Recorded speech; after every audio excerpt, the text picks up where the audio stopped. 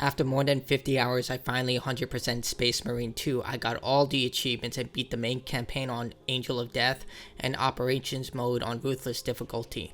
Now let's discuss if Space Marine 2 succeeds in delivering an exceptional experience worthy of the 40k license. The narrative revolves around Titus, an ultramarine and sole survivor of a covert operation known as Project Aurora. After surviving a perilous surgical procedure that saved his life, Titus is entrusted with the leadership of a newfound squad consisting of Sergeant Gadriel and Brother Chiron. The mission begins with the evacuation and rescuing of civilians and vital assets from war-torn areas. Each mission tests their limits of their abilities and their bond as a squad. As they progress, they uncover a sinister threat that has its roots in the events of the first game. The narrative delves into the depths of Warhammer 40k's universe, showcasing the grim darkness of a far future. Titus and his squad encounter an array of foes, from the relentless hordes of hybrid bug-like creatures called Tyranids to the forces of chaos. Battles are fought with bolters, chain swords, and psychic powers, emphasizing the brutal nature of combat in this dystopian setting.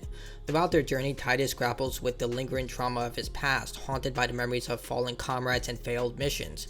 He struggles to find solace in the face of constant danger, yet he perseveres, driven by a sense of duty and an unwavering belief in the Emperor's divine light. As the narrative reaches its climax, Titus and his squad confront the mastermind behind the growing threat. In a climactic showdown, they unleash the fury upon their adversaries, utilizing their combined skills and indomitable spirit to overcome the odds. The fate of the Imperium hangs in the balance, and Titus must make a choice that will shape the destiny of countless worlds. Ultimately, the narrative explores themes of sacrifice, loyalty, and redemption, asking profound questions about the nature of heroism in the universe consumed by war and darkness. With every mission, Titus and his squad grow stronger, forging an unbreakable bond that becomes a beacon of hope in the face of overwhelming adversity. The story of the game, while not particularly outstanding, finds its charm in the character development and the interactions between Titus and his fellow Ultramarines. The most captivating moments arise when Titus earns the respect of his brothers Gadriel and Chiron, and in turn gain their unwavering loyalty. These are defining moments that serve as a testament to not only Titus's exceptional leadership, but also the fanatical faith shared among all Ultramarines. The scene where Chiron loses all control during a bloody rampage and Gadriel nearly kills Titus in a fit of doubt tests the character of these soldiers and emphasizes the unwavering doctrine they adhere to. These pivotal moments highlight the absolute faith that each Ultramarine possesses. Chiron's chastisement by Titus for prioritizing the mission over the Emperor's will, and Gadriel's admission of succumbing to his own doubts are profound reflections of Titus's leadership, qualities, and his unwavering dedication to the Emperor. By the end of the main campaign, the bond forged between Titus, Gadriel, and Chiron feels genuine and grounded in shared trials, bloodshed, and mutual acceptance. However, the narrative extends beyond the main campaign. The second part, known as the Operations mode, shifts the focus to 3 other Ultramarines undertaking missions that run parallel to the main story. While Titus occasionally communicates with these soldiers, discussing the missions that complement their own missions, the Operations mode fails to capture the same sense of camaraderie as in the main campaign. The characters often resort to repetitive dialogue in an attempt to convey a bond, but their interactions fall flat in comparison to Titus's squad, lacking genuine emotional depth. Unless the player is a die-hard Warhammer 40k fan, the story may fall short of expectations. Instead, the narrative relies heavily on its visual stunning presentation and intricate world building. However, the game's quotable lines that reinforce that dogmatic faith of the Ultramarines and the Emperor have already showered the internet with memes and other parodies, showcasing what the developers were going for, that hardcore Warhammer 40k ideology where you can just quote things and feel like you belong. It definitely is reflective in the story, and it's done very well here. Space Marine 2 is a third-person shooter reminiscent of more Xbox 360 and PlayStation 3 era games like Gears of War and Lost Planet. It takes players on an intense journey through various different hostile planets, with 3 planets in total. At its core, the game features light melee combat mechanics that complement the primary focus on ranged weaponry, but there's no cover system. As players progress through the campaign, they'll encounter relentless hordes of bug-like creatures known as Tyranids and the Thousand Sons, who are heretics that betrayed the Emperor. Each encounter offers a distinct set of challenges, but lacks significant variation between the fights, which can be somewhat repetitive. And if you attempt to run past these battles, you'll be met with either magical barriers or even an invisible wall. The story unfolds through a series of linear levels, each separated by a transition barrier such as a door or elevator. While the game primarily pits players against the same type of enemies, occasional objectives are thrown to break up or mix up the monotony. These objectives could involve tasks like protecting a key area, using fire to clear a path through hazardous objects, or engaging in an intense battle in the dark.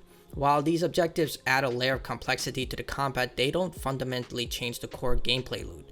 Fights often play out in a similar fashion, with players relying on a combination of shooting, melee attacks, and special abilities to overcome their foes. Shooting is basic, with the player having access to a variety of weapons based on the 40k universe. All of them are familiar to traditional weapons such as an automatic rifle, semi-automatic rifle, pistols, charged weapons in the way of plasma-based weapons, and a shotgun called the melter rifle, along with heavy weapons that simply cannot be stored. Instead, heavy weapons take up a unique slot, slow your movement, and only have one ammo clip to their name. If you pick up another weapon, that weapon is automatically dropped, and you can only get clips for the heavy weapon during certain points of the level. It works well, and Saber Interactive ensures that each weapon feels right, with players able to mostly pick whatever they find appealing. The game does allow for limited customization after the first set of missions of what weapons you can take into the start of a mission, but usually players are forced to choose from the predetermined set, which I'm a little confused of why. The missions themselves will include weapon caches for resupplying, ammo, health kits, grenades, and other weapon options, and there are several different types of grenades, but you can only pick one at a time, such as shock, frag, sticky, etc. Melee combat involves a combination of strikes from 3 weapon types and parrying. Titus will eventually gain access to the chainsword, then the power sword, which has 2 fighting options that either focuses on melee strikes or shoots out a powerful beam in exchange for powerful strikes, and finally the thunder hammer. Each weapon has an associated stat that includes strength, speed, cleaving potential for lethal strikes in the final string of combos, and defense. In the realm of combat, players have at their disposal a range of defensive maneuvers to fight against incoming attacks. Among these techniques are parrying and dodging. Attacks that can be parried are indicated by a blue icon, allowing the player to time their defensive actions. If done correctly, they'll perfect parry and be able to counterattack. However, certain attacks marked with orange icons cannot be parried and must be dodged to avoid their impact. You have 2 types of dodges: a short range dodge, which just leaps across half the distance, and a full dodge that leaps across the entire distance. Perfect executions of parry or dodge grants the player a unique opportunity to counter with a gun strike. This counterattack, when executed flawlessly, instantly rewards the player with a headshot as long as the enemy is in front of the player, and it executes even if you have no ammo for your pistol and can only be done with your pistol. When low on health, players have a chance to execute an enemy, resulting in an immediate restoration of one of their 3 armor slots and performing a brutal execution. The gameplay encourages players to adopt a more aggressive playstyle because of this. By actively engaging in parries and dodges, players can continuously replenish their armor, particularly in higher difficulty settings where survival requires near perfection, where enemies can easily deplete half your health with a single strike, and items are much more limited. Despite all these systems, the developers kept everything simple and easy to navigate. You even have a box setting that tells you where you go at all times. You can of course turn this off using the settings feature. In fact, the HUD is completely customizable, allowing you to change what you see and whether it's dynamic or not. Even when facing dozens of enemies, you can easily fall back on the basics to get yourself out of a tough situation, and you can change the difficulty between missions from the barge. And if all else fails, the player is given a special ability based on the character they're controlling. In single player, you can only play as Titus, but in cooperative play, you're randomly in control of either Chiron or Gadriel, who each have a unique ability that's chargeable, and the AI can also use it as well. The developers combated the tedium of fighting the same enemies through the presentation of the game. It's clear that much of the game's budget went into designing the world of 40k, and it shows. Richly decorated skyboxes, beautiful visuals, amazing character designs, and fantastic execution overshadow much of the game's repetition. Those familiar with Saber Interactive's game World War Z will see a lot of elements bleed into Space Marine 2, such as the infected climbing over one another in World War Z, and Tyranids doing the same tactics as the infected from that game. While the enemy AI in the game presents a serviceable challenge, primarily utilizing overwhelming numbers to pressure the player, The ally AI falls short in comparison. Unlike in World War Z, where your allies behave similarly to Valve's Left 4 Dead, simply following the player but with impeccable aim and survivability, the allies in this game serve more as meat shields. Their impact to combat is minimum, as the enemy AI is programmed to largely ignore them and concentrate on the player unless they're unable to attack the player. The allies excel in reviving the player when they fall down and possess the ability to teleport to your location when stuck or during a transition phase if they're too far. However, beyond these two capabilities, their performance is severely lacking. Their prowess is negligible, with enemies often bypassing them to target the player. You can mark targets, and often I did take notice of my ally AI partner showcasing more initiative taking down these enemies when marked, but having to mark each individual target can become tedious, especially for the smaller enemies. Players can revisit and replay any of the story missions at their leisure. The exception to this rule is the final mission, which requires you to complete the mission prior to this for some reason. I'm not really sure why. Replaying missions can be fun with friends, but the main campaign lacks any benefits of replaying them outside from collecting all the data pads, and seeing that less than 1% of people have collected the data pads according to Xbox achievements, it's saying something that a lot of people aren't really replaying the missions. It's especially problematic seeing that Titus can customize his weapons, but it's only limited to one option, and it's DLC. I understand the armor not being customizable as it's culturally symbolic to the character, but something would have been better than nothing. Operation serves as the second part of the campaign. During the mainline missions with Titus, he'll often speak to the secondary team taking on a mission complementary to his. These missions are played out in Operations, where you can take control of one of 3 Marines.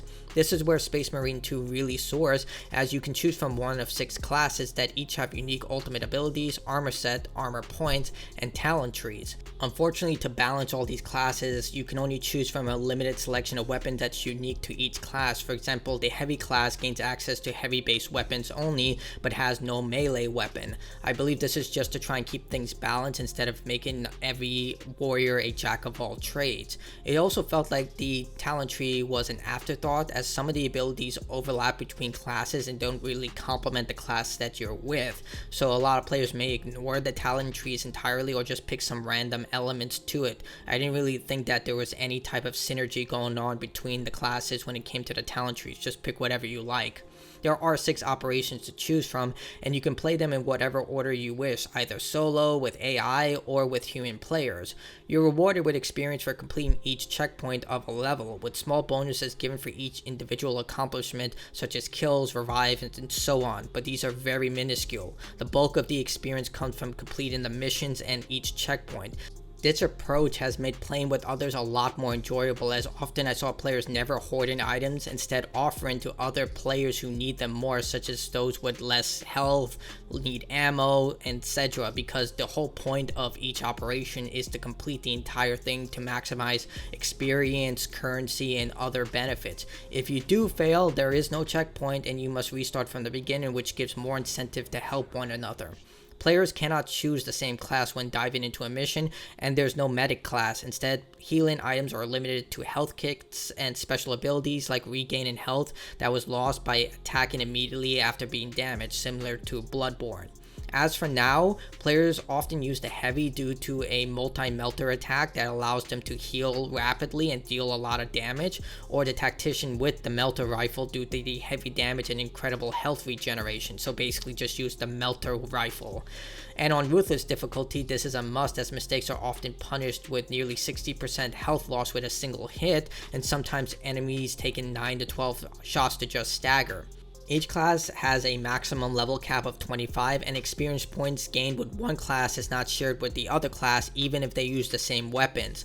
Consequently, maxing out a single class can take around 15 hours, at least for me, while maxing out each weapon can take even longer, but you need to earn more experience by playing the harder difficulty, so it's a way to gradually lean into that option. Weapons in this game mode come with a unique perk tree and multiple versions of that weapon. Players can earn experience points for a particular weapon and its subtypes by defeating targets with that weapon. Once a subtype reaches its maximum level, players are rewarded with mastery points for that weapon, which can be used to unlock perks in the perk tree. To progress to the next weapon tier, players must first earn all the mainline experience points.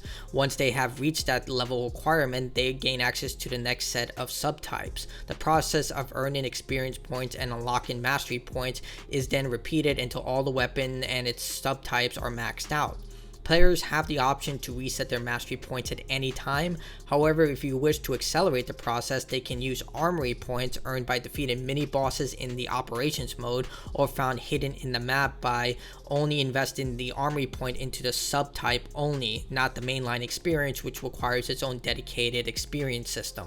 Players can only earn a maximum of 2 armory points per mission, and the points are divided into tiers based on the difficulty of the mission, with green for the minimum and average, purple for substantial, and yellow for ruthless. Unlike the experience system, armory points are shared among all classes. The armor customizations in the game are a true standout feature. Each class has its own unique set of a dozen armor chapters to choose from, ensuring that the player can create their own personalized ultramarine among each of the 6 classes. These chapters are unlocked using currency earned through operation in P vs P matches, providing a sense of accomplishment and progression as players work towards unlocking a full range of customization options. While some armors are unlocked through paid DLC, the sheer amount of free options available is incredibly impressive. Players can mix and match different armor pieces, helmet, shoulders, greaves, chest plates to create their own sense and unique ultramarine. The level of detail and variety in this armor design is truly remarkable, allowing players to create characters that truly reflect their preferences, and it's something I thought that was dead in AA and AAA games. Usually you would see companies like Ubisoft and EA try to push a store or a battle pass. Here, you're just given it and you earn it by just playing the game. The operations mode in Space Marine 2 had a lot of potential to deliver a thrilling and satisfying conclusion to the game's campaign because it is an extension of the core campaign. However, it is ultimately fell short, ending it with a whimper instead of a bang. Boss fights, which should have been the highlight of the game, were a huge letdown overall. With the exception of the final boss encountered from Titus's campaign and the Hive Tyrant faced in Mission 2 of Operations, there were very few standout fights throughout the entire game. The decision to end the game with a Horde battle was particularly disappointing. Horde battles can be fun and intense when done well, but in this case, it felt like a cop-out and an anticlimactic way to wrap up the campaign. The Horde battle lacked any real sense of tension or urgency, and it quickly became repetitive and unengaging, especially given the severity of the final mission and what it could have been. Space Marine 2's weakest element is unfortunately the P vs P mode, and I'm going to get a lot of flack for this, but hear me out. Called Eternal War, which is a significant downgrade from Saber Interactive's World War Z competitive feature, there are 2 teams of 5 who engage in team deathmatch, domination, and control points. These maps are symmetrically designed with spawn points on opposite ends, making it easy for players to spawn cap as long as you just wait outside the trigger point. The time to kill favors players with high level weapons, making it difficult for newcomers to compete. Additionally, there is no team randomization after each match, so often winning teams will just steamroll through multiple matches against players who are ill-equipped or just simply have no organization. And since there's no option to matchmake in an arena without organized teams, usually fights are one-sided. And since there are higher tier items take longer to unlock than in Operations, mostly it's just not worth it to even engage in P vs P. The lack of popularity for Eternal War is evident from the fact that at the time of this review, less than 10% of the players have unlocked achievements by playing 10 matches of each mode. Not winning 10 matches, just playing them. The only positive aspect of the P vs P mode is that players can play as heretics with unique armor designs, hinting at potential future content featuring the heretics or suggesting that the budget went entirely to just designing this armor. But I wish that you can wear the armor, but you can't because, you know, it's against the Emperor's will. One surprising aspect is that the developers could have incorporated elements from their World War Z multiplayer mode into Eternal War. For example, they could have included enemies from the campaign and Operations entering the arena at random times, adding a dynamic and unpredictable element to the gameplay. This would have helped make the Eternal War mode more engaging and exciting, or go the extra mile and have NPC allies join the players who are losing to give them an advantage and a fighting chance, and give extra experience to the opposing team fighting those NPCs if they take them down. To me, that would have made things a lot more easier instead of getting steamrolled by organized teams every single match. and vice versa. I've seen so many matches where players would quit en masse and end up in 1-on-5 matches, 2-on-4 matches. It was just such a terrible experience.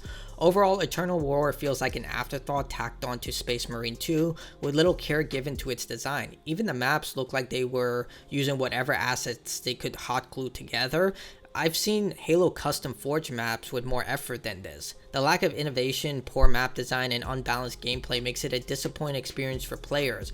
Honestly, if they cut this entire mode and instead use the resources to make another operations map, campaign level, or even a new boss fight, I would have actually preferred that over the Internal War section. Again, less than 10% of people have even tried to achieve the just play 10 matches in each of the modes, and these are individual achievements, so it gets lower. Now, Space Marine 2 has a lot of issues, but most of them are minor, like texture not loading in, clip in, minor problems like that.